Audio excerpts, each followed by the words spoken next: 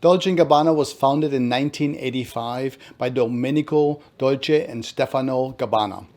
The first fragrance of their brand came out in 1992. At this point, there are over 100 fragrances in their collection. And some of the perfumers that worked on the Dolce & Gabbana fragrances, Olivier Cresp, you have Nathalie Larson, you have Alberto Morillas, you have Olivier Polch. The list goes on. Christine Nagel, Maison Dieu have all worked on the fragrances. It is no wonder that there's two lines that really stick out with such wonderful perfumers behind it. We have the light blue line, which is really popular, and we have the one line. Now in the one line, there are three fragrances that are called exclusives, and in this video, we'll be focusing on those exclusives. If you want to find out more about those, I'll see you in the video. Hey everyone, it's Peter from Central. If you're new to this channel, I want to give you a warm welcome. I'm Peter, and on this channel I talk about fragrances, designer, niche, perfumers, so on and so forth. So if you're into fragrances, you just want to smell nice, maybe learn something new, or maybe explore some new fragrances, consider subscribing and leave a like if you get anything out of this at all. I don't want to hold you up too long. Let's dive right into our three fragrances from Dolce & Gabbana in the exclusives line that are really good. Let's go. The first one of the exclusives edition was released in 2015. It was called The One Royal Night. The One Royal Night takes us on an olfactory trip into the Middle East. Strong in amber and fragrant sandalwood, it retains, with the spiciness that it has, the original DNA of The One. I have The One right in front of me. The One Royal Night. Let's look at it and give it a spray and see what we get from it. Nice, beautiful sprayer. Caps on these lock on pretty good. You can't totally pick it up like that. It's excellent. What gives the Royal Night an extra edge and a little bit of uniqueness is it has the addition of nutmeg and pearwood. And pearwood is a woody scent that is quite beautiful and soft, and it sends you on an African journey. The One Royal Night is an eau de parfum concentration, and therefore it's going to have the same kind of projection and longevity as the one from 2015, the EDP concentration. The One Royal Night leading just a little bit in the longevity, by a small margin only though. This also is a little bit sweeter, a little bit more dense than the eau de parfum, the one from 2015. It's a great scent for a date, for evenings. It may be a little bit too dense, a little bit too thick for work, but I think for a date, going out, clubbing, it's an excellent scent, nice, cozy, and warm. Now, I have heard of people wearing this one throughout the day, even in the summertime. I think you can adjust your sprays. It's a beautiful scent, but for me personally, this one's going to be a little bit something for the evenings when it's a little bit cooler and it's just a little bit too dense for me to go to work in. So as a quick recap, so you can kind of compare it a little bit. On this one, you're going to have the same DNA as the original, the one. You're going to have the addition of nutmeg and pearwood, which sets this one a little bit apart, gives it a nice woody feeling. The next one that came out is going to be a 2018 fragrance, One Mysterious Night. One Mysterious Night comes in a beautiful red bottle with a golden cap. It's really phenomenal looking on the shelf, especially if it's a little backlit. Very nice. Now, many enthusiasts thought that One Royal Night would have a little bit of oud in it, but it doesn't. So if you're an oud lover, then One Mysterious Night has some oud in it. A great, beautiful combination, rose and oud. But why don't we give that one a spray as well? I have it right here in front of me. Nice, beautiful sprayer, same thing. You can pick it up right here, it clicks into place. Very nice.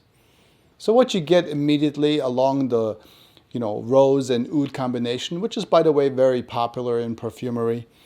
You're going to have the amber and some labdanum, which are the two notes that are also in the original, the one, combined with the grapefruit. So really what sticks out in this one right here is going to be that it's an oud rose combination with the original DNA lying underneath it. Intimate saffron mixed with the top note of grapefruit.